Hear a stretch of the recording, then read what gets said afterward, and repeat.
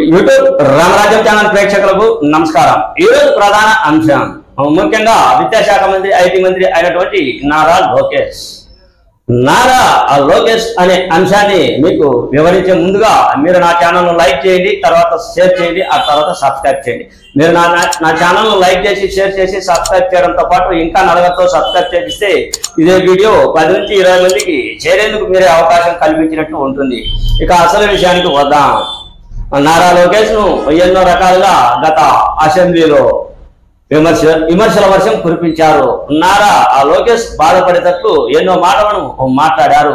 మంత్రులు సైతం ఎమ్మెల్యేలు సైతం పొప్పు అనే పదాన్ని వాడుతూ ఆయన మనోభావాలను దెబ్బతీసే పనిలో ఎక్కువగా మంత్రులు ఎమ్మెల్యేలు గత అసెంబ్లీలో ఉండే వాళ్ళు।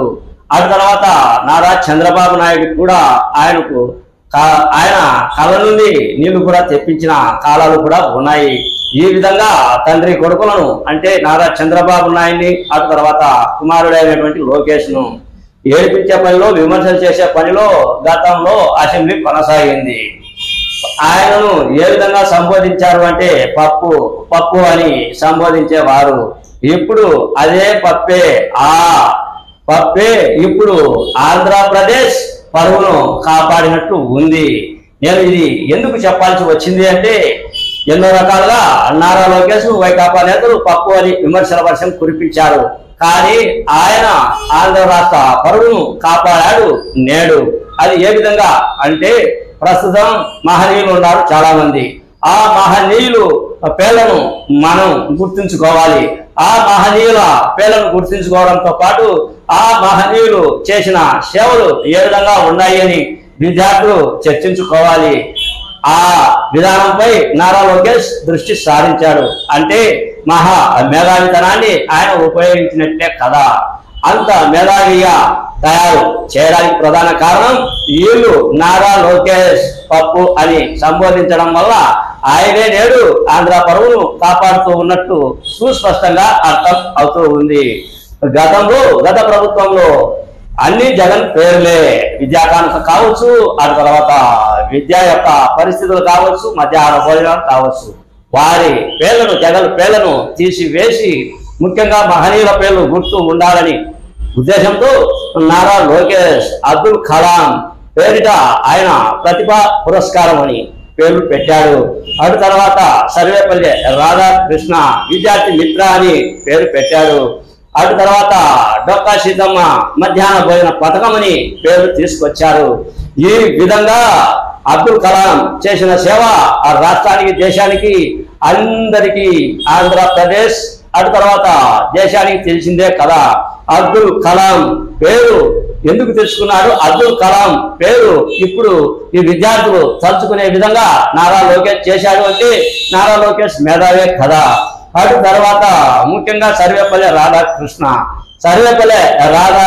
పేరిట విద్యార్థి మిత్ర పేరు పెట్టాడు అంటే ఆయన సర్వేపల్లి రాధాకృష్ణను చూస్తే ప్రతి విద్యార్థి, ప్రతి అధ్యాపకులు, ప్రతి మేధావులు అందరూ కూడా సర్వేపల్లి రాధాకృష్ణ పేరు వస్తే ఆయన చదివే గుర్తు వస్తుంది। అటు తర్వాత డొక్కా సీతమ్మ ఎంతో మంది ఆకలిగా ఉన్నటువంటి వారికి ఆకలి తీర్చిన మహనీయురాలు డొక్కా సీతమ్మ పేరును సూచించాలి। డొక్కా సీతమ్మ పేరును సూచించడానికి ప్రధాన కారణం ముఖ్యంగా పవన్ కళ్యాణ్ డొక్కా సీతమ్మ పేరును ప్రతిపాదించడంతో లోకేష్ విద్యాశాఖ మంత్రిగా ఉన్నాడు కాబట్టి ఆయన ఆ పథకానికి ఆ పేరు డొక్కా సీతమ్మ పేరు పెట్టారు। అంటే ఎంత మేధావితనం, ఎంత షార్ప్ గా, ఎంత చెలిమితో ఈ పథకాలను ప్రవేశపెట్టాడు అంటే నారా లోకేష్ ఒక్కసారి వైకాపా నేతలు సిక్కు తెచ్చుకోవాలి, వైకాపా నేతలు స్థల దించుకోవాలి, వైకాపా నేతలు ఇంకా ఏమేమో చేసుకోవాలి, ఇంకా ఆ మాటకు చెప్పాల్సిన అవసరమే లేదు। మీరు పప్పు అన్న అతనే ఇప్పుడు నీల పేర్లను గుర్తు ఉండేటట్లు తన విద్యాశాఖ మంత్రిగా ఉండి తనకు గౌరవ ప్రతిష్ట పెరిగేటట్లు మహనీయులను కూడా అందరూ ఆంధ్ర రాష్ట్ర ప్రజలు గుర్తించేటట్లు పేరు తెచ్చుకున్నాడు నారా లోకేష్ అంటే ఇది వైకాపా నేతలు గుర్తించుకోవాల్సి ఉంది. మీరు గత అసెంబ్లీలో ఎన్నో ఆరోపణలు, ఎన్నో దుశ్చర్యలు, ఎన్నో అనరాని మాటలు అన్నారు.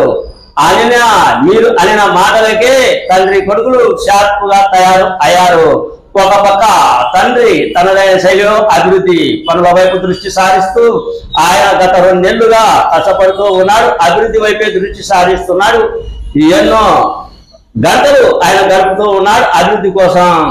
ఎన్నో సమావేశాలను, ఎన్నో సమీక్ష సమావేశాలను నారా చంద్రబాబు నాయుడు ఏర్పాటు చేసుకుంటూ ఆయన పందాలో ఆయన కొనసాగుతూ ఉన్నాడు. నారా లోకేష్ విషయానికి వస్తే ఆయన ఎంత మేధావిగా తయారు అయ్యాడు అంటే అంత మేధావిగా తయారు అయ్యాడు. ఉదాహరణకు ఈ మహనీయుల పేర్లను విద్యాశాఖలో పెట్టడం, విద్యార్థులు కూడా నిరంతరం గుర్తుంచుకునేటట్టు అబ్దుల్ కలాం కానీ, సర్వేపల్లి రాధాకృష్ణ, ఆ తర్వాత డొక్కా సీతమ్మ పేర్లు తలుచుకునేటట్టు నారా లోకేష్ ముందుకు నడుస్తూ ఉన్నాడు అంటే నారా లోకేష్ మేధావే కదా. పప్పు అన్న వాళ్ళు వారి పప్పం కోసం గత 5 ఏళ్ళు కాలం గడిపారు. ఈ పప్పు అన్న వ్యక్తి వాళ్ళకి పప్పం గడిపేందుకు కూడా వీలు లేకుండే పనిలో నారా లోకేష్ ఉన్నాడు అనేది నా ఈ చిన్న వీడియో. అన్యదా ఇది ఎవరిని తప్పులు పట్టడానికి ఎవరిని ఉద్దేశించి ఈ వీడియో చేయలేదు. తప్పులు ఉంటే క్షమించగలరు. మీ సీనియర్ జర్నలిస్ట్ దేరంగల కృష్ణయ్య. నమస్తే.